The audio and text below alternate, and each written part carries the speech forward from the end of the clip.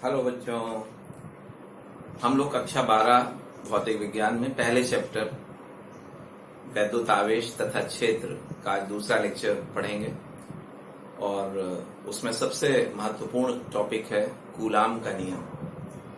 तो स्टार्ट करते हैं। कूलाम का नियम।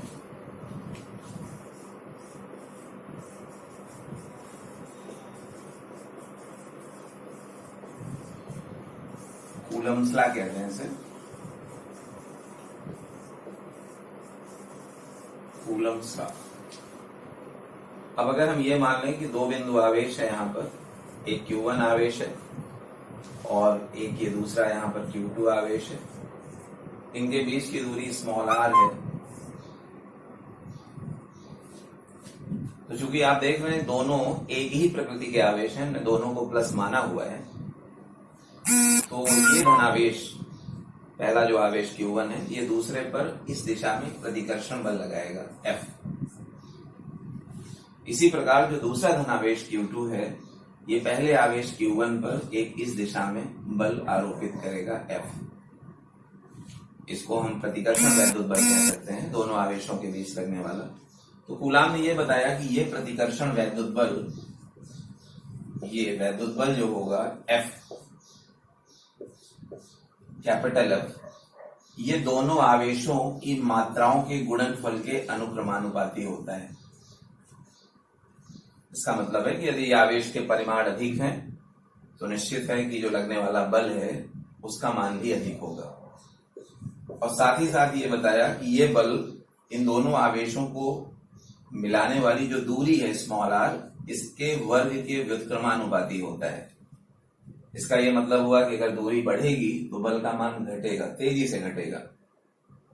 और एक तीसरी जो सबसे इंपॉर्टेंट चीज बताई वो ये बताई कि जो बल की दिशा है, बल की दिशा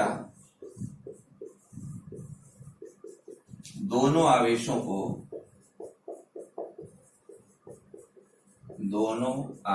को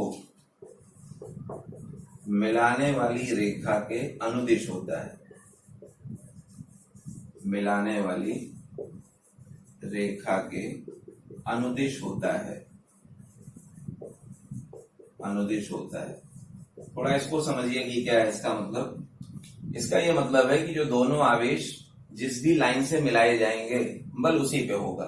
थोड़ा फिगर को देख लीजिए, दूसरा फिगर। ये मान लिया दो आवेश है, ये आपका प्लस Q1 है, इसको भी चलिए प्लस Q2 ही कह दिया। तो ये जो बल होगा वो इसी लाइन पर होगा। इस लाइन को आगे पीछे भी बढ़ा सकते हैं, तो इसी लाइन पे बल होगा। तो जो प्रतिकर्षण बल है, क्योंकि एक ही प्रकृति के आवेश हैं, तो इनमें जो प्रतिकर्षण बल है इसी लाइन पर होगा, बाहर की ओर। इधर इस पे बाहर होगा। कहने का मतलब है कि इधर नहीं होगा, ना तो इस साइड पॉसिबल है ना इस साइड पॉसिबल है, ये संभव नहीं है। हमेशा आवेशों को मिलाने वाली रेखा पर होगा। इस बात का विशेष ध्यान रखिए आप। और अगर इसमें मान लिया एक माइनस आवेश भी है, उसको भी आप देख सकते हैं। ये मान लिया ये हमने एक प्लस आवेश लिया है Q1 और इस साइड ले लिया है माइनस Q2, तो इस पे भी जो इन दोनों को मिलाने वाली रेखा है बल इसी पे होगा। चूंकि एक प्लस एक माइनस है तो इनके बीच आकर्षण बल कार्य करेगा। तो माइनस Q2 पर इस दिशा में बल करेगा और प्लस Q1 पर इस दिशा में बल कार्य करेगा। तो हमेशा आवेशों को मिलाने वाली रेखा के अनुदिश होता है। ये तीसरी इंपॉर्टेंट चीज है। तो अगर अब हम इन दोनों जो आपके मैथमेटिकल पार्ट हैं कि बल जो है आवेशों के मात्राओं के गुणनफल के अनुक्रमानुपाती और बीच की दूरी के वर्ग के व्युत्क्रमानुपाती होता है, अगर इन दोनों को कंबाइन करते हैं तो हमें कूलाम के नियम का फॉर्मूला मिल जाएगा।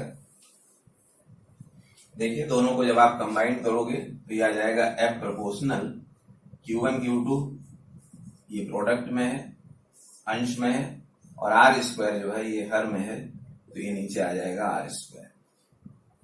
एक साथ कंबाइन कर दिया दोनों को। उसके बाद ये प्रोपोर्शनल साइन हटाते हैं तो एक नियतांक आ जाता है, स्मॉल k लिखते हैं इसे, और ये हो जाएगा Q1 Q2 upon R square. जिसमें स्मॉल k जो आपको दिख रहा है ये एक नियतांक है। स्मॉल k एक नियतांक है जो दो चीजों पर निर्भर करता है। स्मॉल k, अभी इसको हमने समीकरण नंबर 1 कह दिया। आप सिंपलेस्ट फॉर्म कह सकते हैं कूलम्स लॉ का यही है, F is equal to K Q1 Q2 upon R square, जहां स्मॉल के एक नियतांक है, इसको नियतांक कहते हैं, नियतांक है तथा निर्भर करता है। ये देखिए किस पे निर्भरता है इसकी, निर्भर है तो निर्भर दो चीजों पे करता है। पहला आपका माध्यम पर, माध्यम का मतलब है कि हमने बिंदु आवेशों को निर्वात में रखा है या बिंदु आवेशों को हमने किसी माध्यम में रखा है। तो माध्यम में जाने पर स्मॉल के का मान बदल जाता है, निर्वात में अलग होता है, माध्यम में जाने पर बदल जाता है। तो पहला माध्यम है और दूसरा है कि मात्रक की पद्धति पर, मात्रक की पद्धति पर।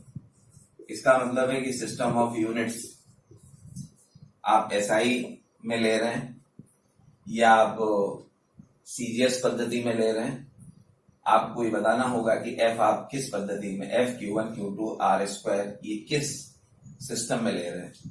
अगर आप इसको एसआई पद्धति में ले रहे हैं तो के का मान अलग होगा, अगर आप इसको सीजीएस सिस्टम में ले रहे हैं तो फिर के का मान डिफरेंट हो जाएगा। तो मात्रक की पद्धति पर भी स्मॉल के का मान बदलता है। तो ये दो चीजों पर के निर्भर करता है। अब अगर हम यहाँ ये ले लें कि सपोज कर लीजिए कि माध्यम आपका निर्वात है, माध्यम निर्वात। अब निर्वात में तो कोई माध्यम होता ही नहीं, लेकिन अगर माध्यम की जगह पे हम निर्वात या इसी को ऑब्लिक करके वायु ले लेते हैं, वायु है, माध्यम ये हो गया है। और मात्रक की पद्धति अगर हम मान लेते हैं कि एसआई है, पद्धति जो मात्रक की है, पद्धति एसआई कर दिया हमने। तो अगर ये दो चीजें हम यहाँ पर स्ट्रिक्ट करें कि माध्यम और पद्धति, तो इस कंडीशन में के का मान जो होता है ये होता है 1/4 पाई एप्सिलॉन 0। ध्यान दीजिएगा ये एप्सिलॉन 0 जो है ये निर्वात या वायु के लिए विद्युशीलता कहलाती है। क्योंकि अभी हमने माध्यम वायु लिया है, निर्वात लिया है, तो यहाँ पे एप्सिलॉन 0 रहेगा। एप्सिलॉन 0 को हम निर्वात की विद्युशीलता कहते हैं। एप्सिलॉन 0 ये कहलाता है निर्वात की विद्युशीलता, निर्वात की विद्युशीलता। अभी विद्युशीलता क्या है इस पे हम चर्चा आगे करेंगे कि विद्युशीलता किसे कहते हैं, लेकिन के का ये मान होता है 9 × 10⁹9। इस के का ये मान जो नियतांक है इसका मान होता है 9 × 10⁹9। के का मात्रक निकाल लीजिए, तो देखिए के का मात्रक निकालेंगे तो ये आर स्क्वायर इस साइड आ जाएगा, एफ आर स्क्वायर। एफ का मात्रक न्यूटन, आर का मात्रक मीटर, तो न्यूटन मीटर स्क्वायर हो जाएगा। और इसका कूलाम, इसका भी कूलाम नीचे आएगा तो कूलाम स्क्वायर। तो इसका ये मात्रक हो जाएगा न्यूटन मीटर स्क्वायर प्रति कूलाम स्क्वायर। ये स्मॉल के का वैल्यू है 9 × 10⁹9 न्यूटन मीटर स्क्वायर प्रति कूलाम स्क्वायर। एप्सिलॉन 0 को निर्वात की विद्युशीलता कहते हैं, इंग्लिश में परमिटिविटी कहते हैं, परमिटिविटी ऑफ फ्री स्पेस।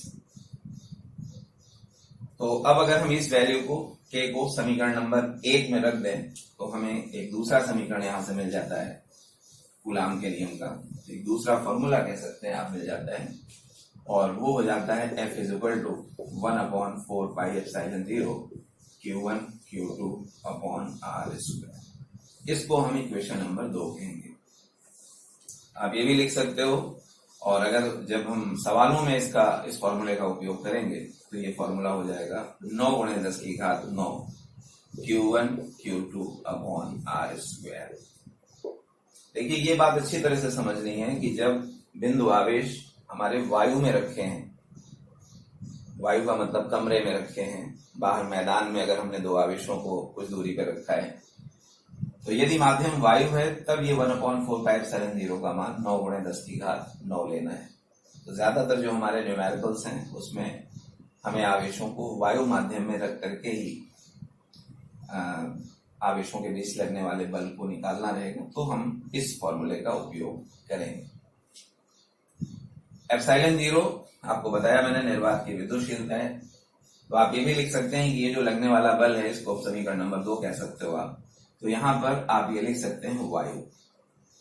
वायु का मतलब हुआ कि दो आवेशों के बीच लगने वाला बल वायु में, यहां भी आप ये लिख सकते हैं ये वायु। अब अगर सपोज कर लीजिए कि कोई माध्यम है, जैसे सपोज कर लीजिए कि उन्हीं आवेशों को हम पानी के भीतर लेकर के जाए, तो पानी के भीतर लेकर के जाएंगे तो जो उसकी विद्युतशीलता होती है वो बदल जाएगी, और उसके बदल जाने से जो आवेशों के बीच लगने वाला बल है वो बदल जाएगा। यहां लिखते हैं कि यदि माध्यम की विद्युतशीलता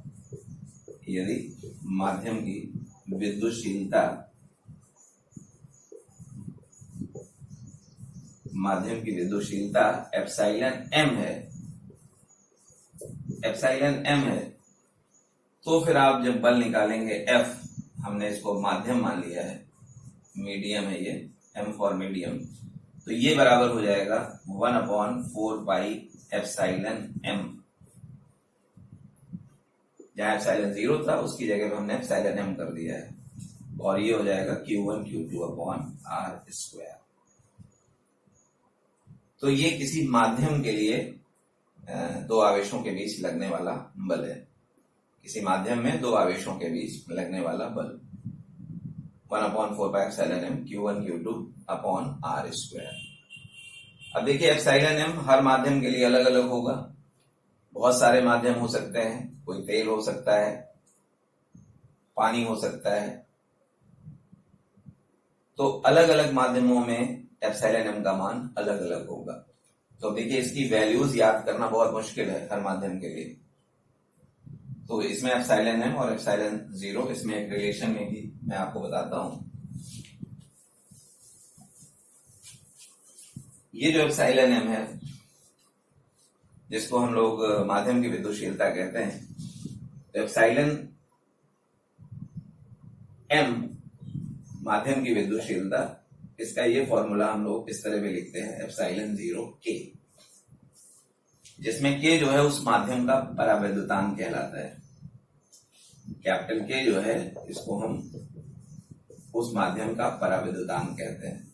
देख रहे हैं ये एक अनुपातिक राशि है कैपिटल के, इसलिए इसका कोई मात्रक नहीं होगा। के को माध्यम का परावैद्युतांक कहते हैं, माध्यम का परावैद्युतांक। परावैद्युत ये एक चैप्टर होगा आगे, संधारित्र चैप्टर में हम लोग परावैद्युत के बारे में पढ़ेंगे। कैपिटल के को माध्यम का परावैद्युतांक कहते हैं। ये अनुपातिक राशि है, आप देख रहे हैं कि, इसलिए इसका कोई मात्रक नहीं होगा। इसका मान जो होता है कैपिटल के का, वो 1 से हमेशा ज्यादा होगा, 1 के बराबर भी हो सकता है, इसलिए हमने के इज ग्रेटर देन और इक्वल टू 1 कर दिया है। और 1 से लेकर के इसका मान इन्फिनिटी तक हो सकता है, तो आप इसको इस तरह कह सकते हैं,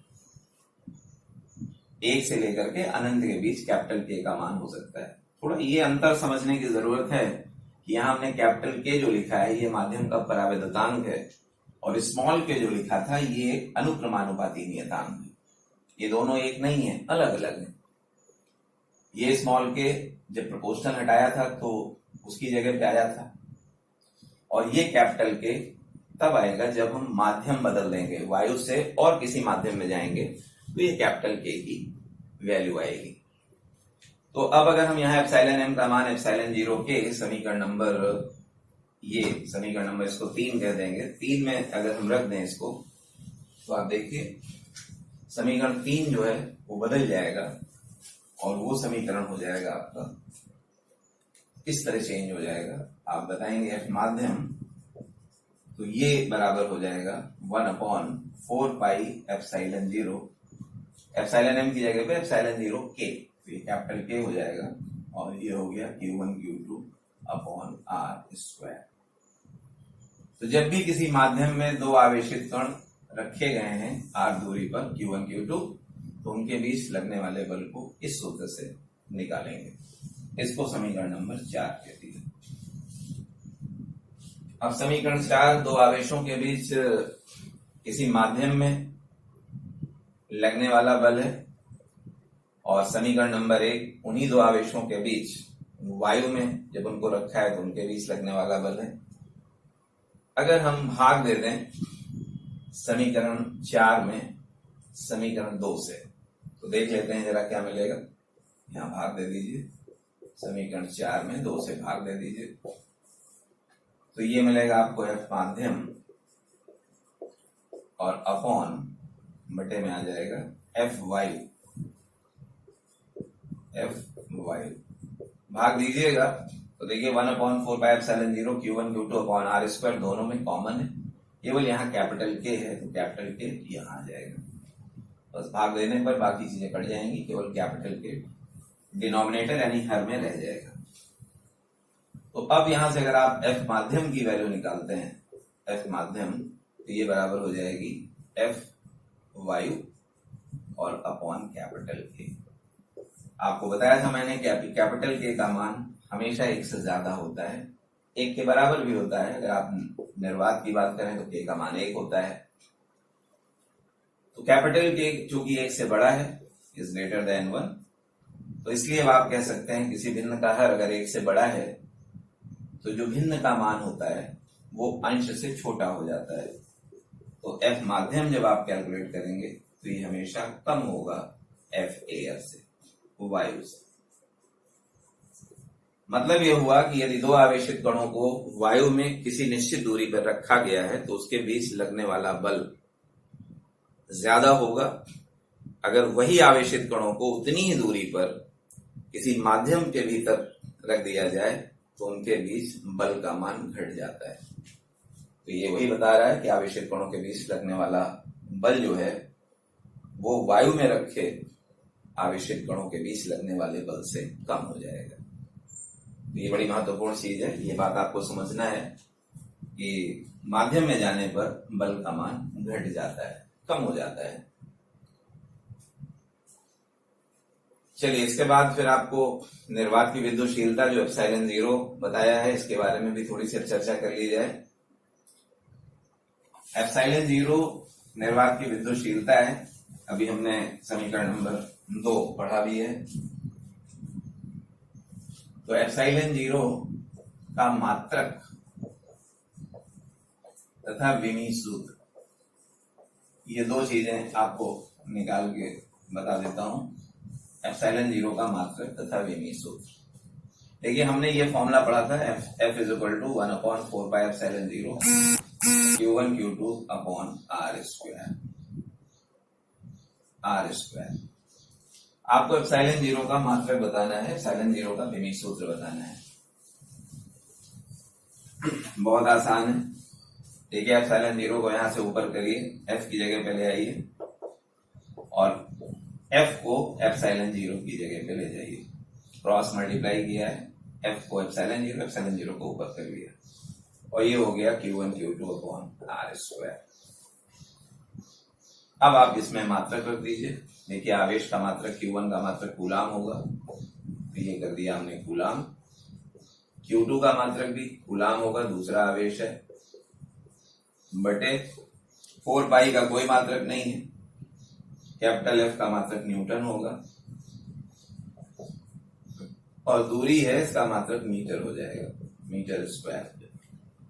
तो ये मात्रक हो गया आपका कूलाम स्क्वायर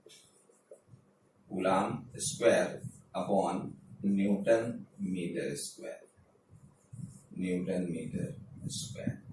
तो ये तो मात्रक हो गया एप्सिलॉन 0 का, कूलाम स्क्वायर प्रति न्यूटन मीटर स्क्वायर। विमीय सूत्र भी देख लेते हैं। विमीय सूत्र क्या हो जाएगा, एप्सिलॉन नॉट बराबर लिखिए। देखिए Q1 आवेश है, पहला आवेश है। आवेश का विमीय सूत्र आपको AT बताया था, याद होगा शुरू में पहले लेक्चर में बताया था। Q1 का विमीय सूत्र AT, Q2 का विमीय सूत्र भी AT हो जाएगा, दूसरा आवेश है, अपॉन कैपिटल F बल है, इसका विमीय सूत्र होता है MLT-2। क्लास 11th में पढ़ा था ये विमा चैप्टर। 4 पाई की कोई विमा नहीं है। कैपिटल R दूरी है, इसका विमीय सूत्र हो जाएगा L2। बस इसी को सॉल्व कर लीजिए। देखिए एक L पावर यहाँ 1 है, यहाँ 2 है, नीचे L3 हो जाएगा। सबसे पहले M को आप ऊपर लीजिए, M-1 हो गया, L3 नीचे आएगा, ऊपर आएगा तो L-3 हो जाएगा। इसके बाद देखिए T-2 ऊपर आएगा तो T2 हो जाएगा, 2 T पहले से थे T2 और T2 और आ जाएगा तो T4 हो जाएगा पावर, और A और A का मल्टीप्लिकेशन A2। तो ये विमीय सूत्र है एप्सिलॉन 0 का। m-1 l-3 T4 A2। ये एप्सिलॉन जीरो का मात्रक हो गया, एप्सिलॉन जीरो का विमीय सूत्र हो गया, और एप्सिलॉन जीरो का मान बता देता हूं आपको। इसका मान होता है, जो कि एक नियतांक है ये, इसका मान होता है 8.85 गुणे 10⁻⁻12 कूलाम स्क्वायर प्रति न्यूटन मीटर स्क्वायर। इसको आप याद कर सकते हैं, बाकी जब भी किसी सवाल में इसकी आवश्यकता होगी तो ये आपको दिया जाएगा। ये एक जगह इकट्ठे नियतांक दिए होते हैं, उसमें आपको एप्सिलॉन जीरो की वैल्यू दी गई रहेगी। 8.85 गुणे 10⁻⁻12 कूलाम स्क्वायर प्रति न्यूटन मीटर स्क्वायर। ठीक है, नोट करिए इसको।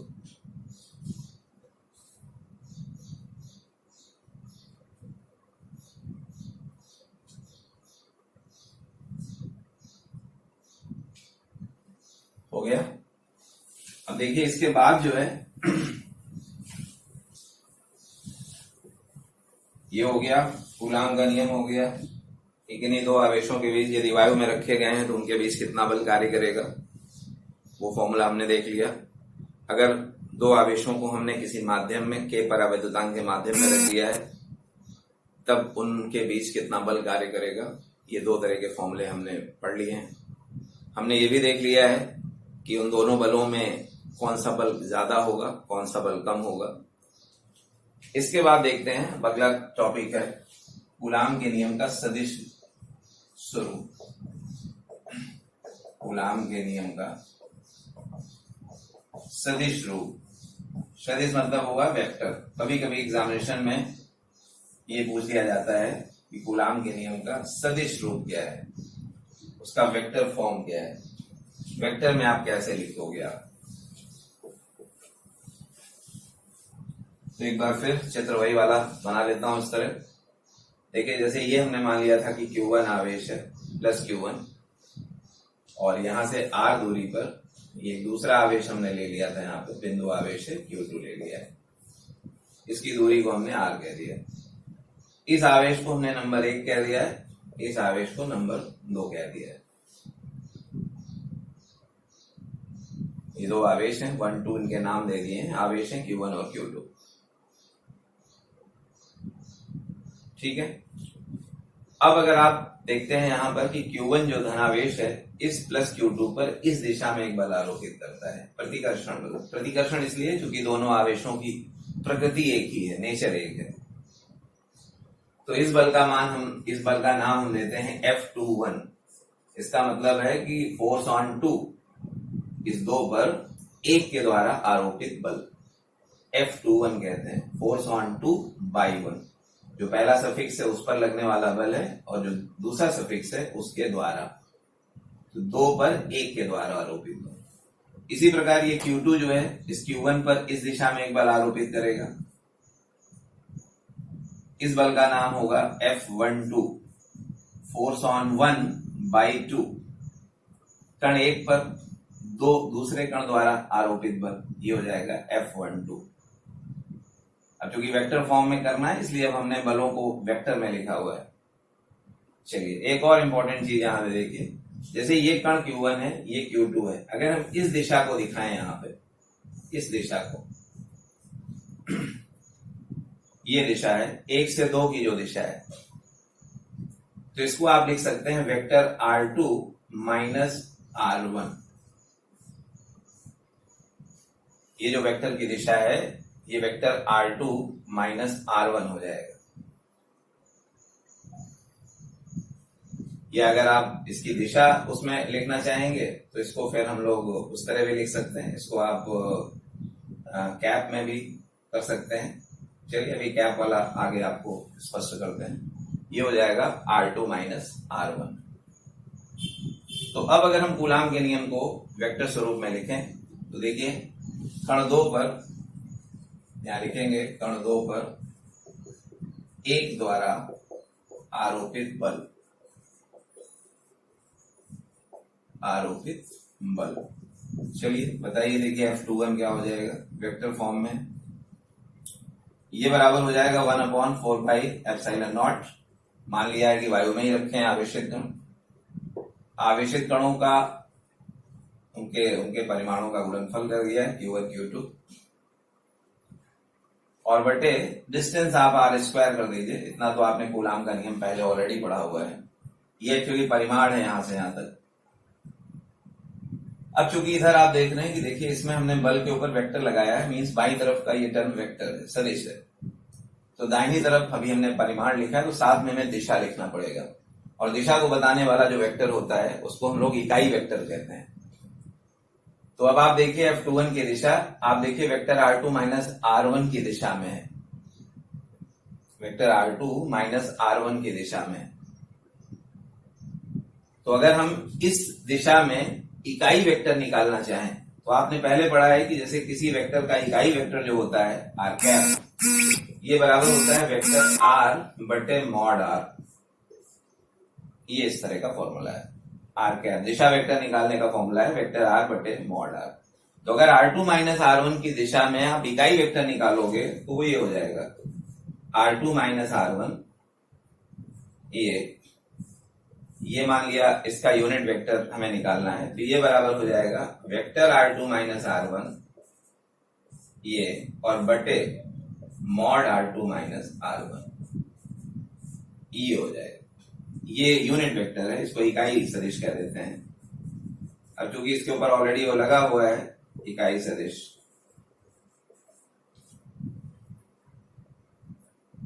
तो ये जो दिशा है R2 माइनस R1 की, इसको आप इस तरह दिखा सकते हैं। तो बस यहाँ पे देखिए F21 की दिशा देखिए, ये R2 माइनस R1 की दिशा में है, तो बस यहाँ पर आपको इकाई वेक्टर लिख देना है।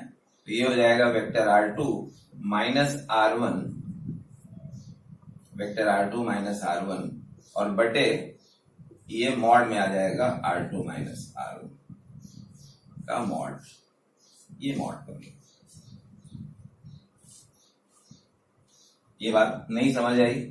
देखिए R2 माइनस R1 जो दिया है, R2 माइनस R1 का जो परिमाण है वो स्मॉल r के बराबर है।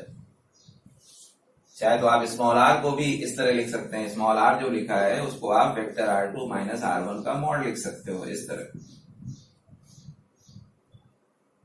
ये r का परिमाण है, उसको हमने R2 माइनस R1 किया है। तो बस फिर आप इस इक्वेशन को इस तरह कर सकते हैं F21 is equal to 1/4 pi epsilon naught और ये हो जाएगा आपका Q1 Q2। अब देखिए यहाँ R स्क्वायर है और यहाँ एक मॉड साथ में और है, तो इसको आप लिख सकते हैं R2 माइनस R1 पूरे का मॉड और इसको होल क्यूब कर सकते हैं। एक ये है और बाकी दो यहाँ है, तो दो और एक का गुणा कर दिया, 3 हो गया और साथ में ये हो जाएगा वेक्टर R2 माइनस R1। तो ये F21 की वैल्यू आ गई। ये F21 इस तरह निकल आएगा। आप कहोगे सर यहाँ क्यूब कैसे हो गया जबकि स्क्वायर होता है? तो बेटा स्क्वायर उस कंडीशन में है जब हम केवल बल का परिमाण दे रहे हैं।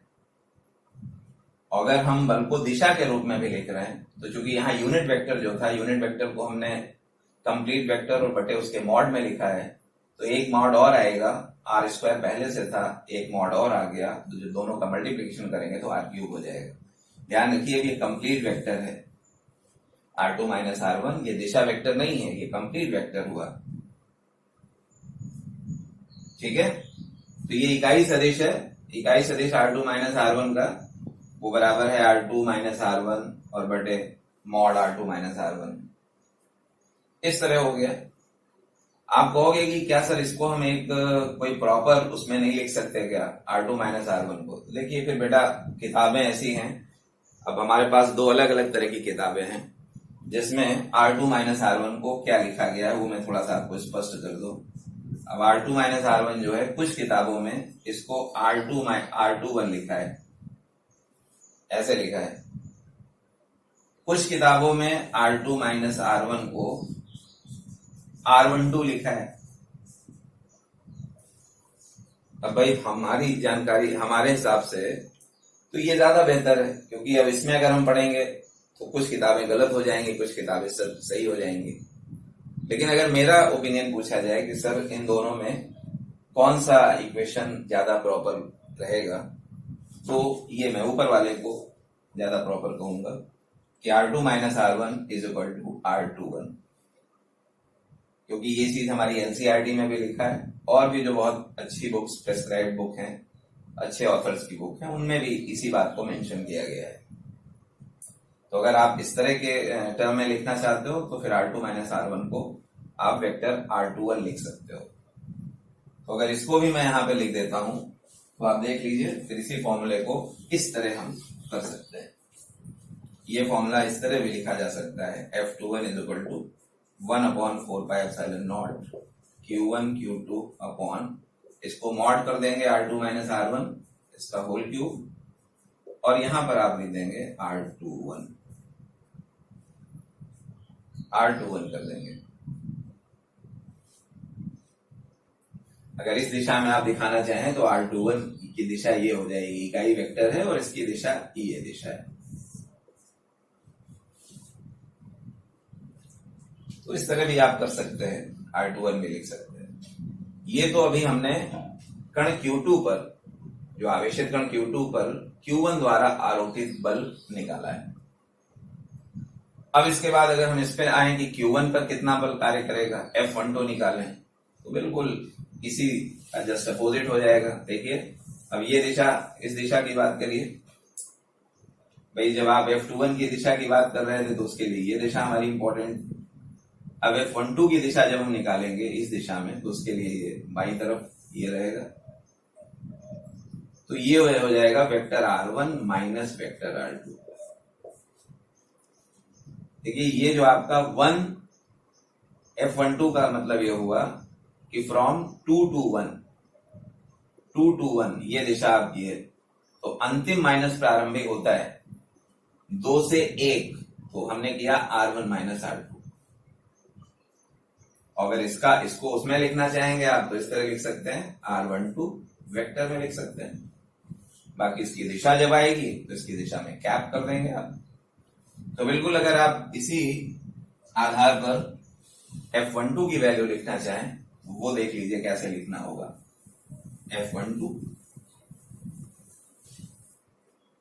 F12 यानी आवेशित कण 1 पर 2 के द्वारा आरोपित बल।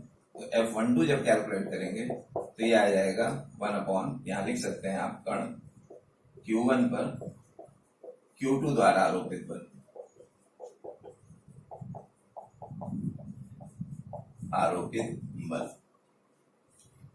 F12 is equal to 1/4πε0 Q1 Q2 upon R²। ये तो परिमाण हो गया बल का, साथ में दिशा भी बतानी है। अब आप देखिए 2 से 1 की जो दिशा है उसको हमने ये R12 वेक्टर में है, अगर आप इकाई वेक्टर में लिखना चाहें तो R12 कैप कर सकते हो आप। तो आप कह सकते हो जो सिंपलेस्ट फॉर्म है वेक्टर फॉर्म का वो ये है, यहाँ कैप लगा दिया, इतना ये परिमाण है और ये इतनी दिशा है, ये दिशा है, ये परिमाण। एक्चुअली अगर हमारा बाईं तरफ वेक्टर है, कोई भी हम अगर सूत्र इस तरह का लिखते हैं, तो अगर बायां पक्ष हमारा वेक्टर है तो दाहिना पक्ष भी वेक्टर होना चाहिए। और वेक्टर में आपको पता है कि परिमाण और दिशा दोनों होते हैं। तो देखिए ये परिमाण है इतना, और ये बगल में दिशा कर दी है। इसी को अगर आप चाहें तो इस तरह भी लिख सकते हैं, F12 इज इक्वल टू 1/4πε0, ये हो जाएगा Q1 Q2 अपॉन R²। आप उसको R12 का मॉड भी कह सकते हैं, ये स्क्वायर कर सकते हैं। R12 R21 और R12 R21 का मॉड जो है वो स्मॉल r के बराबर है। तो इसको फिर आप यहां पर R12 कैप एक बार और लिख लेते हैं, इस इक्वेशन को ही लिखा है। अब आप ये जानते हो कि R12 कैप जो होता है ये होता है आपका vector R12 upon mod R12, mod में आ जाएगा। तो जब आप इस वैल्यू को इसमें रख दीजिए तो ये फॉर्मूला इस तरह भी लिख सकते हैं, F12 is equal to 1/4πε0 Q1 Q2 upon, यहाँ पे ये रखना रहेगा आपको R12 वेक्टर में रख रहे हैं तो एक मॉड और आ जाएगा, 2 ऑलरेडी पहले से था, ये हो जाएगा R12 होल क्यूब। तो ये भी एक फॉर्म है, ये भी एक फॉर्म है। और एक लास्ट अगर और लिखना चाहें तो इसको इस तरह भी कर सकते हो आप, 1/4πε0 Q1 Q2 R12। अभी वेक्टर R12 आपको बताया था, यहाँ R1 माइनस R2 है, तो आप चाहें तो इस तरह भी कर सकते हैं, R1 माइनस R2, इसका मॉड कर दीजिए, होल क्यूब हो जाएगा, और यहाँ पर हो जाएगा vector R1 minus vector R2। तो ये तीन अलग अलग इक्वेशन हैं, वेक्टर फॉर्म के तीनों इक्वेशंस एप्लीकेबल हैं, चाहे वो Q1 पर Q2 द्वारा आरोपित बल हो या Q2 पर Q1 द्वारा आरोपित बल हो, ये तीनों इक्वेशंस टोटली वैलिड हैं। सबसे सिंपलेस्ट फॉर्म ये है कि आप इकाई वेक्टर के रूप में लिख दीजिए, फिर अगर आप दूसरा चाहते हैं कि नहीं हम कंप्लीट वेक्टर के फॉर्म में लिखना चाहते हैं तो कंप्लीट वेक्टर के फॉर्म में लिख दीजिए, नीचे क्यूब हो जाएगा, इस बात को ध्यान रखिएगा। फिर इसी को हमने जो है एक्सपेंड कर दिया है, vector R12 is equal to R1 minus R2, तो ये और ये सेम है। कैप ये यूनिट वेक्टर इकाई वेक्टर के रूप में, ये तीनों ही आपके ये बल हैं Q1 पर Q2 द्वारा आरोपित बल है। ऐसे ही तीन आपको पीछे भी बताए कि कण 2 पर कण 1 द्वारा आरोपित बल F21, तो उसके भी ये तीन फॉर्म हो जाएंगे। और चूंकि देख रहे हैं आप दोनों बलों के परिमाण तो बराबर होते हैं, ये पहले भी आपको बताया गया है, दिशा जो है बिल्कुल विपरीत है। तो अगर हम इन दोनों फिगर्स को देखें, फिगर्स के हिसाब से हम इन इक्वेशंस के हिसाब से इसको प्रूव भी कर सकते हैं कि चाहे आप F12 is equal to minus F21 कर दीजिए या F21 is equal to minus F12 कर दीजिए। कहने का मतलब है कि दोनों बल एक दूसरे के विपरीत है, अपोजिट है। आप देखिए दोनों बल परिमाण में हमेशा बराबर होते हैं और एक दूसरे के विपरीत होते हैं। हमने वेक्टर में भी पढ़ा होगा, याद होगा आपको क्लास 11 में, क्लास 11 का वेक्टर चैप्टर बड़ा इंपॉर्टेंट चैप्टर था। जब मैंने पहली क्लास आपको पढ़ाई थी तब भी मैंने आपसे यही बताया था कि वेक्टर बड़ा इंपॉर्टेंट है, सदिश राशियों को कैसे जोड़ना है, उनका कैसे गुणा करना है, गुणा हमारा आगे की यूनिट्स में आएगा, अभी फिलहाल उनका जोड़ कैसे जोड़ना होता है। तो आपको ये बताया था, शायद ध्यान होगा आपको, कि a बराबर अगर माइनस b लिखा है तो इस इक्वेशन के दो मतलब होते हैं, इस समीकरण के दो मतलब है। पहला मतलब यह है कि वेक्टर a का परिमाण वेक्टर b के परिमाण के बराबर है, ऐसे लिख सकते हैं a बराबर b, ये दोनों वेक्टरों के परिमाण आपस में बराबर है।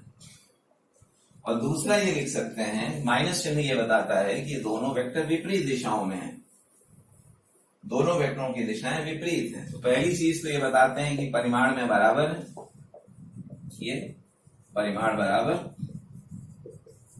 और दूसरी जो इंपॉर्टेंट चीज बताते हैं वो ये बताएंगे कि दिशा विपरीत है, दिशा विपरीत, दिशा विपरीत। तो दो बड़ी खास चीजें हैं। जब भी इस तरह आप लिखते हैं a बराबर माइनस b, तो यहां मैंने लिखा है F12 बराबर माइनस F21, इसका यही मतलब हुआ कि दोनों बल परिमाण में बराबर हैं, लेकिन माइनस चिन्ह बताएगा दिशा में विपरीत है। और आपने पढ़ा है, यही न्यूटन्स थर्ड लॉ भी है, every action there is equal and opposite reaction, प्रत्येक क्रिया की बराबर परंतु विपरीत दिशा में प्रतिक्रिया होती है। तो सेम वही चीज है। आप कह सकते हैं कि ये कूलाम का जो सदिश रूप है, इसमें हमने आपको दिखाया कि दोनों बल परिमाण में बराबर दिशा में विपरीत है, तो न्यूटन्स थर्ड लॉ को फॉलो करता है टोटली। ठीक है, ये बात अच्छी तरह से समझ गए होंगे कि दो बलों के परिमाण, अगर ऐसा कहीं लिखा हो a बराबर b लिखा हो, ऊपर वाला ना हो करके ये हो, तो इसका ये मतलब है कि वेक्टर a का परिमाण वेक्टर b के परिमाण के बराबर है। क्योंकि बीच में चिन्ह कोई नहीं है, यानी प्लस चिन्ह है, तो आप बताएंगे कि वेक्टर a वेक्टर b की दिशा में है।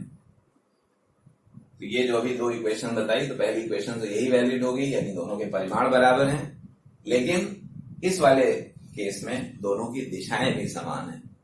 तो ऐसे वेक्टरों को हम लोग समान वेक्टर कहते हैं, समान सदिश। और ये जो a बराबर माइनस b लिखा था, इनको हम विपरीत सदिश कहते हैं, a और b अपोजिट वेक्टर्स। तो ये बात अच्छी तरह से समझिए आप, वेक्टर में पढ़ाया था इसको 11th क्लास में, आपने पढ़ा भी था। अगर ये चीजें क्लियर नहीं है तो एक बार आप वेक्टर का वो चैप्टर उठा लीजिए 11th क्लास से, एक बार फिर पढ़ लीजिए। कोई दिक्कत है तो फिर पूछिए, आपको वेक्टर के बारे में ही बता दिया जाएगा। ठीक है, वेक्टर बहुत इंपॉर्टेंट है। पहले दिन से मैं आपको लगातार यही कह रहा हूं कि बेटा वेक्टर बिना काम नहीं चलेगा। अभी इसी में जब हम लोग कूलाम के नियम के आंकिक प्रश्नों को हल करेंगे तो आप देखेंगे कि उसमें वेक्टर का बहुत जबरदस्त उपयोग है। दो वेक्टरों को जोड़ना रहेगा, दो से ज्यादा वेक्टरों को जोड़ना रहेगा। अब इसके बाद नेक्स्ट एक टॉपिक और है यहां पर, वो है वैद्युत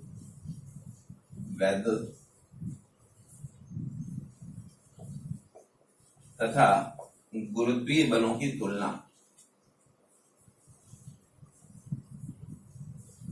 गुरुत्वीय बलों की तुलना। वैद्युत बल कूलाम के नियम से अभी हाल में पढ़ा है। गुरुत्वीय बल क्लास 11 में पढ़ा था, एक चैप्टर था सार्वत्रिक गुरुत्वाकर्षण, जिसमें न्यूटन का गुरुत्वाकर्षण नियम पढ़ा गया था। तो चलिए पहले वही लिख देते हैं, गुरुत्वाकर्षण बल।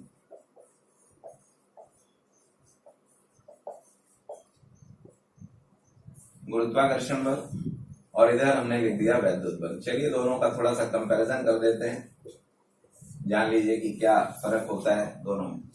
तो देखिए, जैसे पहला फर्क है कि गुरुत्वाकर्षण बल का फॉर्मूला लिख देता हूं।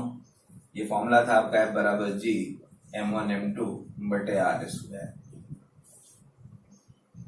यहाँ इसको ऐसे कर दीजिए, ये गुरुत्वीय बल है।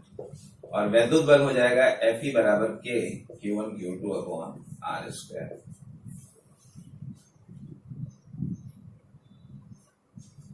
ये दोनों फॉर्मूले हैं, फॉर्मूले आप देख रहे हैं। जो पहला समानता है, पहली समानता है गुरुत्वाकर्षण बल और वैद्युत बल में, वो ये है कि ये बल जो है ये दूरी के वर्ग के व्युत्क्रमानुपाती होता है। देखिए, गुरुत्वाकर्षण बल भी दूरी के वर्ग के व्युत्क्रमानुपाती होता है, साथ ही साथ वैद्युत बल भी दूरी के वर्ग के व्युत्क्रमानुपाती होता है। यानी दोनों ही व्युत्क्रम वर्ग के नियमों का पालन करते हैं। ये पहली समानता है। अब कुछ इनकी असमानताएं देख लेते हैं। जो गुरुत्वीय बल होता है वो किन्हीं दो पिंडों के बीच कार्य करता है और ये हमेशा आकर्षण होता है, आकर्षण बल होता है। गुरुत्वीय बल हमेशा आकर्षण बल होगा, जबकि वैद्युत बल आकर्षण या प्रतिकर्षण हो सकता है। अगर एक ही प्रकृति के आवेश हैं तो उनमें प्रतिकर्षण होगा, और अगर विपरीत प्रकृति के हैं, आकर्षण अथवा प्रतिकर्षण, विपरीत प्रकृति के हैं तो उनमें आकर्षण बल होगा। ये दोनों प्रकार का बल हो सकता है। इन दोनों की खासियत यही है, इन दोनों बलों में ये आकर्षण होगा सदैव। अगर इस तरह का एक फिगर बना के दिखाएं तो ये हमेशा इस तरह रहेगा, ये हमेशा उसी लाइन पे रहेगा, और ये m1 मान है, ये m2 है, तो हमेशा एक दूसरे को आकर्षित करेंगे। यहाँ पे अलग अलग क्षेत्र हो सकते हैं। अगर ये प्लस चार्ज है और ये भी प्लस है तो इनमें प्रतिकर्षण है ऐसे करके ये, लेकिन अगर ये प्लस है और ये माइनस है तो फिर इनमें आकर्षण है। ये दोनों तरह का ही हो सकता है, आकर्षण अथवा प्रतिकर्षण। ये आपकी असमानताएं हैं। दूसरा आप देखिए, इसमें कैपिटल जी जो होता है ये सार्वत्रिक गुरुत्वाकर्षण नियतांक होता है, यूनिवर्सल ग्रेविटेशनल कांस्टेंट होता है, और इसका मान हमेशा स्थिर रहता है। अब दो पिंडों को आप वायु में रखिए तब भी कैपिटल जी का मान उतना ही रहेगा, अगर उन दोनों पिंडों को उठा के पानी के भीतर ले जाइए तब भी कैपिटल जी का मान वही रहेगा। तो कैपिटल जी का मान माध्यम पर निर्भर नहीं करता है, जबकि यहाँ स्मॉल के का मान हम लोगों ने पढ़ा है कि माध्यम पर निर्भर करता है। तो यहाँ कैपिटल जी माध्यम पर निर्भर नहीं है, माध्यम पर निर्भर नहीं है, क्रॉस कर दिया है। और जबकि यहाँ पे अगर आप बात करते हैं सेकंड नंबर की, तो ये के जो है माध्यम पर निर्भर करता है, माध्यम पर निर्भर है, निर्भर है। कैपिटल जी और स्मॉल के की वैल्यूज का आइडिया होगा आपको। कैपिटल जी जो है ये होता है 6.67 गुणे 10 की घात -11 न्यूटन मीटर स्क्वायर प्रति किलोग्राम स्क्वायर का मात्रक है ये। और स्मॉल के का वैल्यू अभी आपको बताया था मैंने 9 गुणे 10 की घात 9, ये होता है न्यूटन मीटर स्क्वायर प्रति कूलाम स्क्वायर। तो आप जरा इसी दो कांस्टेंट को देखिए, कैपिटल जी का मान 10 की घात -11 के टर्म में, k का मान 10 की घात 9 के टर्म में ही है, तो ये मान बहुत छोटा है, ये मान बहुत बड़ा है। 10 की घात 9, एक के आगे 9 जीरो, और 10 की घात -11 बहुत छोटा है। तो अगर ये बहुत छोटा है कैपिटल जी, तो इन फॉर्मूलों को प्रथम दृष्टया ही आप ये बता सकते हैं कि जो गुरुत्वीय बल है वो वैद्युत बल की तुलना में बहुत कम होता है। अगर आप नियतांकों के आधार पर देख लें तो जो गुरुत्वीय बल होगा वो वैद्युत बलों की तुलना में बहुत कम होता है। तो फाइनली ये हम यहाँ पे दिखा सकते हैं कि Fg is less than Fe, और ये आप एक दो सवालों में भी देखेंगे, जैसे दो प्रोटॉनों के बीच लगने वाले वैद्युत बल और उनके बीच गुरुत्वीय बलों की तुलना करनी है आपको, दो इलेक्ट्रॉनों के बीच लगने वाले वैद्युत बलों और गुरुत्वीय बलों की तुलना करनी है, या एक प्रोटॉन और एक इलेक्ट्रॉन के बीच लगने वाले वैद्युत बल तथा गुरुत्वीय बलों की तुलना करनी है। तो ये कंपैरिजन, अगर इनको आप कंपेयर करते हैं तो फॉर्मूला इस तरह लिख सकते हैं आप, Fg/Fe, R स्क्वायर दोनों में सेम है, ये फॉर्मूला हो जाएगा Gm1m2 upon small k Q1 Q2। तो देखिए तुलनात्मक उसमें ये टॉपिक, इस फॉर्मूले पर भी बेस्ड आपके कई सवाल आएंगे, जिसमें दोनों आवेश होंगे कणों के, और उन्हीं कणों के ये द्रव्यमान होंगे। कैपिटल G नियतांक है, K नियतांक है, तो आप गुरुत्वीय बल और वैद्युत बलों की तुलना बहुत आसानी से कर सकते हैं। तो उम्मीद है कि ये टॉपिक आपको बेहतर तरीके से समझ आया होगा। इसके न्यूमेरिकल्स लगाने शुरू करिए आप, उसके बाद जो दिक्कत होती है नेक्स्ट टर्न पे हम आपको एक दो और टॉपिक पहले इस चैप्टर के पढ़ा करके फिर कूलाम के नियम से संबंधित जो भी आंकिक प्रश्न बेहतर बोर्ड में पूछे जाते हैं वो मैं आपको बताऊंगा कैसे करने हैं आप। ठीक है, आपका दिन शुभ हो और आंकिक प्रश्नों के साथ अपनी पढ़ाई कायदे से जारी रखिए। Thank you.